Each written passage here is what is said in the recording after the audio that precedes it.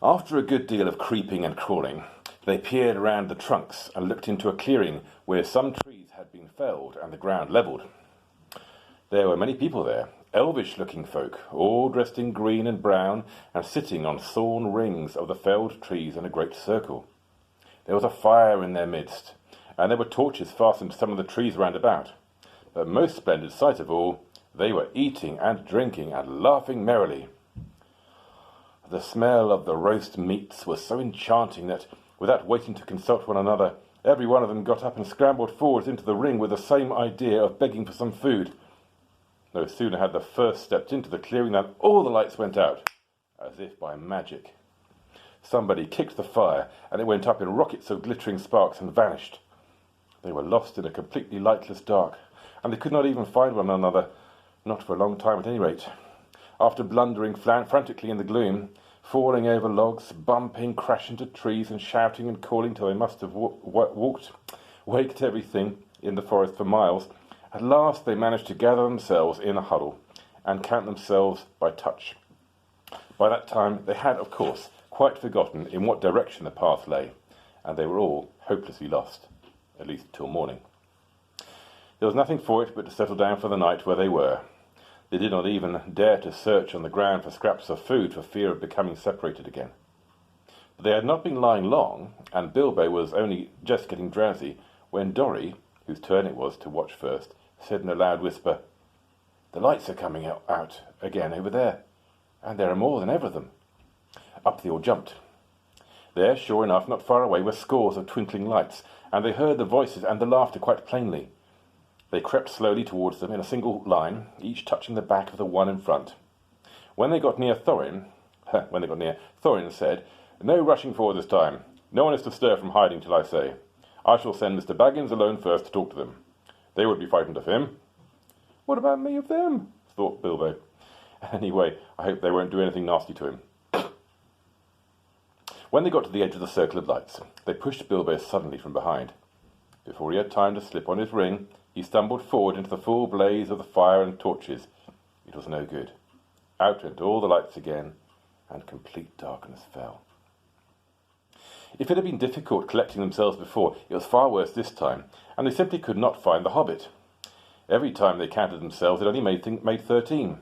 They shouted and called, "Bilbo Baggins! Hobbit! You dratted Hobbit! Hi, Hobbit can fustigate you! Where are you?" And other things of that sort. But there was no answer. They were just giving up hope when Dorry stumbled across him by sheer luck. In the dark he fell over what he thought was a log, and he found it was the Hobbit, curled up fast asleep. It took a deal of shaking to wake him, and when he was awake he was not pleased at all. "I was having such a lovely dream," he grumbled, "all about having a most gorgeous dinner." "Good heavens, he has gone like Bomber," they said. "Don't tell us about dreams. Dream dinners aren't any good, and we can't share them." "They are the best I'm likely to get in this beastly place," he muttered, as he lay down beside the dwarves and tried to go back to sleep and find his dream again. But that was not the last of the lights in the forest. Later, when the night must have been getting old, Killy, who was watching then, came and roused them all, saying again, "There's a regular blaze of light begun not far away. Hundreds of torches, and many fires must have been lit suddenly and by magic. And hark to the singing and the harps." After lying and listening for a while, they found they could not resist the desire to go nearer and try once more to get help. Up they got again, and this time the result was disastrous. The feast that they now saw was greater and more magnificent than before, and at the head of a long line of feasters sat a woodland king with a crown of leaves upon his golden hair, very much as Bomber had described the figure in his dream.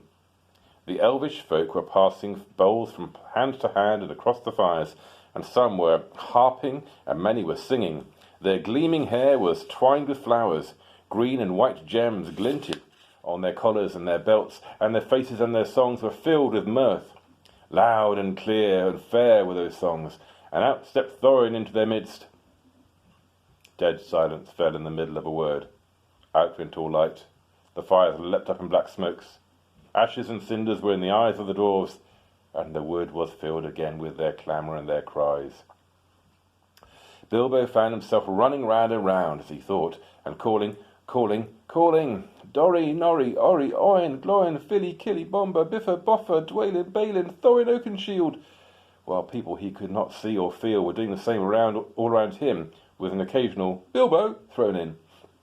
But the cries of the others got steadily fainter and further, and though after a while it seemed to him they changed to yells and cries for help in the far distance, all noise at last died right away, and he was left alone in complete silence and darkness.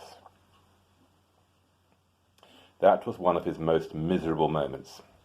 But he soon made up his mind that it was no good trying to do anything till day came with some little light, and quite useless to go blundering about, tiring himself out with no hope of a breakfast to revive him.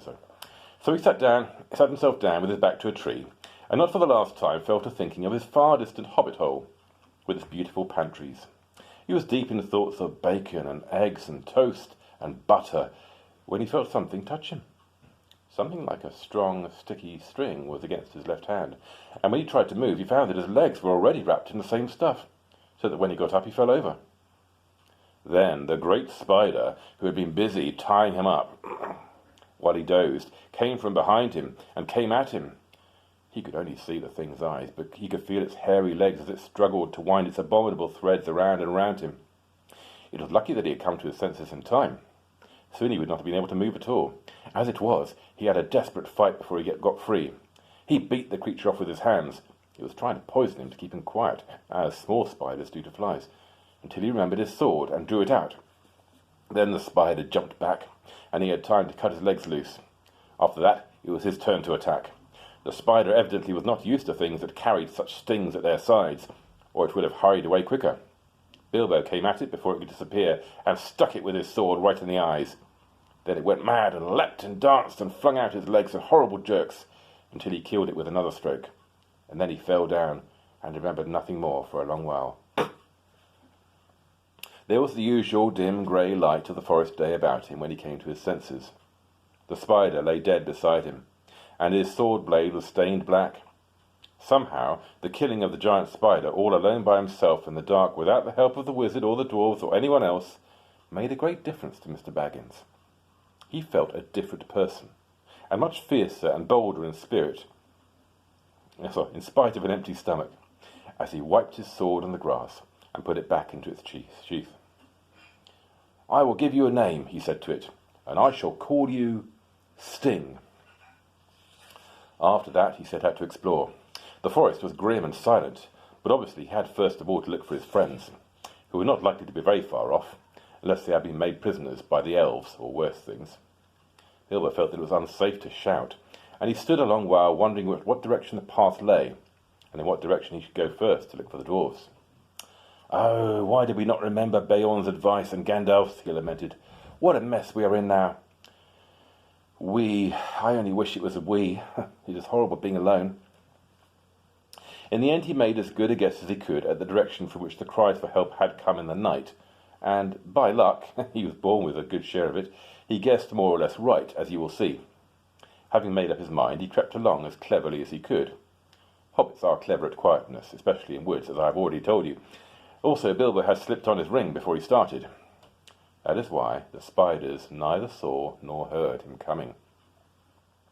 He had picked his way stealthily for some distance, when he noticed a place of dense black shadow ahead of him. Black even for that forest, like a patch of midnight that had never been cleared away. As he drew nearer, he saw that it was made by spider webs, one behind and over and tangled with one another. Suddenly he saw, too, that there were spiders huge and horrible sitting in the branches above him, and, ring or no ring, he trembled with fear lest they should discover him. Standing behind a tree, he watched a group of them for some time, and then, in the silence and stillness of the wood, he realized that these loathsome creatures were speaking one to another. Their voices were a sort of thin creaking and hissing, but he could make out many of the words that they said. They were talking about the dwarves. "It was a sharp struggle, but worth it," said one. "What nasty thick skins they have, to be sure, but I'll wager there is good juice inside." "Aye, they'll make fine eating when they've hung a bit," said another. "Don't hang 'em too long," said a third. "They're not as fat as they might be. Been feeding none too well of late, I should guess." "Kill 'em, I say," hissed a fourth. "Kill 'em now, and hang 'em dead for a while." They're dead now, I'll warrant, said the first. That they are not. I saw one a-struggling just now. Just coming round again, I should say, after a beautiful sleep. I'll show you. With that, one of the fat spiders ran along a rope till it came to a dozen bundles hanging in a row from a high branch. Bilbo was horrified, now that he noticed them for the first time dangling in the shadows, to see a dwarfish foot sticking out of the bottoms of some of the bundles, or here and there the tip of a nose, or a bit of beard, or of hood. To the fattest of these bundles the spider went. "Oh, it is poor old Bomber, I'll bet," thought Bilbo, and nipped hard at the nose that stuck out. There was a muffled yelp inside, and a toe shot up and kicked the spider straight and hard. There was life in Bomber still. There was a noise like the kicking of a flabby football, and the enraged spider fell off the branch, only catching itself with its own thread just in time. The others laughed. "You were quite right," they said. "The meat's alive and kicking." "I'll soon put an end to that," hissed the angry spider, climbing back onto the branch.